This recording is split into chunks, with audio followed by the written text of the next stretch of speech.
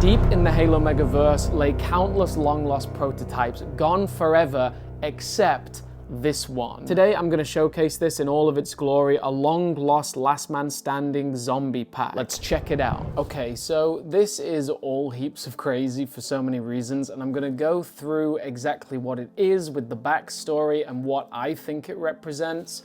And this is, like, no sugarcoating, probably a one-of-a-kind prototype.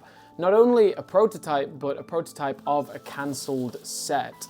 So we're going to have a little look at the back of the packaging here, which is intentionally left blank. This is just for a basic concept. They don't need anything on the back. Why put too much effort in? We have a rough code, I guess, for this prototype. And then funnily enough, we have a tiny little Xbox 360 and Mega stamp at the bottom. Halo, the Ultimate Collector's Series, a classic logo they used at the time, alongside, you know, this is still the Mega Bloks era. And let's have a little look-see. I mean, we've got this tape here. It's interesting how the back doesn't have the sort of hanger rack hole cut out as well. It's just a sort of penciled mark. And without further ado,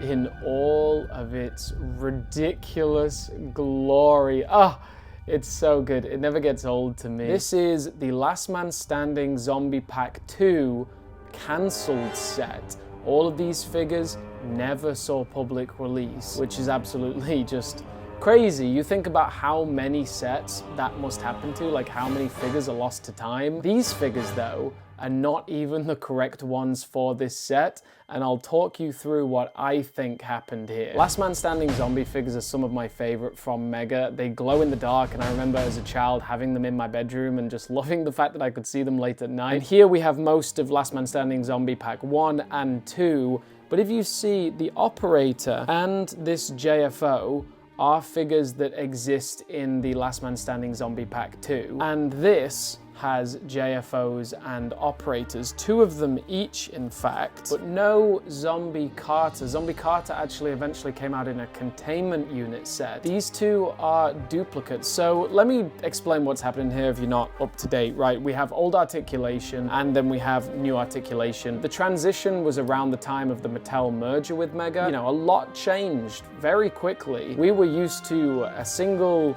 quite basic, but really nostalgic, really beautiful old articulation scheme, and we had hundreds of figures, so the idea of transferring to a brand new armor system was met with some criticism at first. A handful of communities were straight up against it for a long time. I welcomed it. I thought it was just absolutely epic. Like, these figures are suddenly insane. The washes are not as good, but you know, I need me a realistic looking Spartan. This is literally like a shrunk down asset from the game. The old articulation was lost, and alongside that there was a series of sets that were transition sets. That meant that they had an old articulation release, and then as the transition happened to new articulation, they got an updated release. It's really a fascinating thing I want to cover more on this archiving series in the general transition from Mega Bloks to Mega Construx. But what I'm basically getting at here is a lot of figures will have been changed and potentially scrapped as that transition happened. Whether the transition happened quite quickly, so suddenly a whole range of old articulation was scrapped, or it was a slow transition, but because Mega does naturally work on series for, you know, they'll have prototypes in the works of upcoming sets up to 2 years in advance, then maybe some sets were made for old articulation and then quickly got the transfer to new articulation, and maybe some were just designed but never actually came out because the new articulation gods took over the Halo Mega collecting scene. And I think this is one of those examples. I think this was a set that was meant to come out just normally, right? They'd had success with the Last Man Standing Zombie Pack 1 set, so they got to work designing the Zombie Pack 2 set, naturally as you do with these toys. Somewhere along the way, Mega decided to jack it up to new articulation. This suddenly became a new articulation set and was very quickly taken over by the ones you see today. That could be why two of the figures are the same and the Carter does get passed on to another set. The crazy thing is, even a lot of the effects are intact. Like, this seemed like it was almost ready to go to stores, and it has a lot of the, you know, logos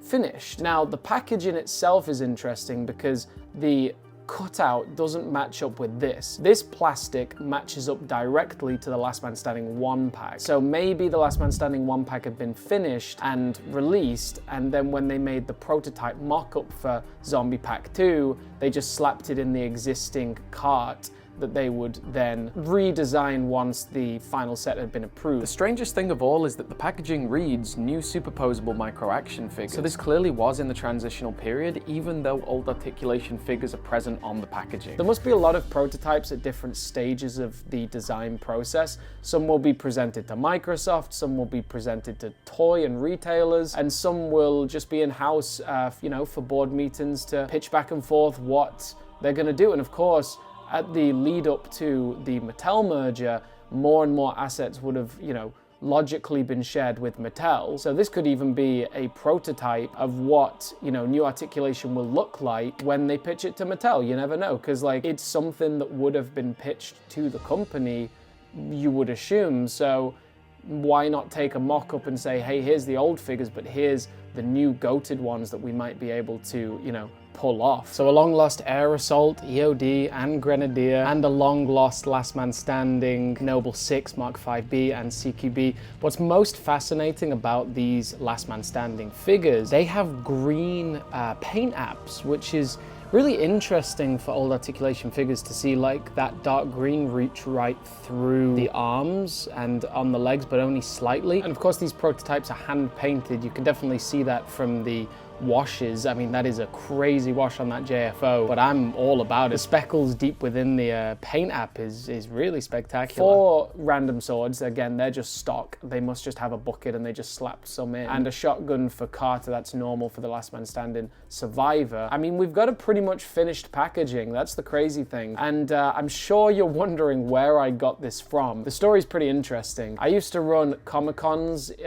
mini conventions for Halo Mega Bloks back in 2013, 14, 15, and 16 in the UK. We had hundreds of attendees. Mega themselves attended 3 years in a row, and it was just an amazing concept. I bought and sold there. A really beautiful thing that I'm very proud of up at this point in my life. In fact, just recently, I found all 4 of the original tickets for Bloksfest. It was a big moment because for half a decade, I've not had a copy of ticket number 1, or at least the first year in Burnley. I never had a ticket for the first one. I had dozens of these, but none of these. And I recently, last week, found these in a bucket. Ticket number 1 as well. I was very happy about that. Halo Mega Bloks Fest UK. It eventually became Bloksfest UK. And that's the UKSC. Well, it's meant to be the United Kingdom Space Command. It was our main tagline, UKSC, in Halo 4 days. And then you have, the background of some of these as well are also pretty sick. I mean, I would count these as collectibles. I would count these as Halo Mega collectibles. They're absolutely rad, and there's not that many of them left in the world. Anyway, the point of this was, when I was running these conventions, Mega would attend. And then one year, I think it was 2015, we were invited to Mega's office. Now, Mega Bloks used to have an office in Oxford, UK, before the Mattel merger. Actually, it was one of the first things to go when the Mattel merger happened. And we were invited to the office. We saw tons of prototypes. In the UK Mega office, they used to have, when you walked in through the door, all of the offices, people getting on with work. I was trying to desperately see someone's computer, see if there were any assets. And then you would walk through into a showcase room where they would have basically a mock-up toy store, a Toys R Us. On it would be all the prototypes for the upcoming lines. And we were actually the first people in the world to see Minions before it was even a thing. And at the end of the room, they would take retailers, interested investors, whatever, to this table, and they would show a presentation of Bloksfest to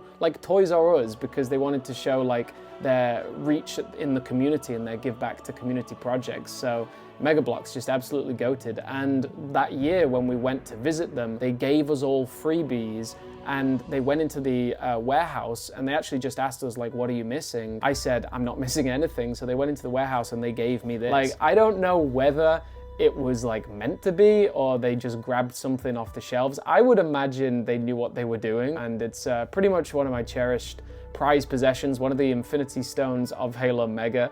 And it's just a beautiful thing to have in my collection. And I'm happy that this archiving project means I can show these kinds of things off, because they're, really interesting concept. Based on all the information you see, like based on all the assets you see in this video, I would love you to give me a proper detailed description of what you think happened down below in the comments. It's always just, yeah, it's fascinating. It's something I've wondered about for many years. I don't know what it was, what it really entailed, whether it was like a prototype for presentation for the new line, or whether or not it was like a cancelled set because of the rush to new articulation. Just really interesting that we actually have this like living proof of pretty much like the pivotal moment in Halo Mega where they went to new articulation. It changed everything. If you would like to support this archiving work, I do have channel membership. There's a ton of really good perks, and to be honest, producing this archive is going to be a full-time job for like over a year, so I really would appreciate it, but no pressure at all. And yeah, thanks for listening to my TED Talk. So shout out to you all. You stay awesome, you stay safe out there. The last man standing zombies are signing off. I guess one of them isn't.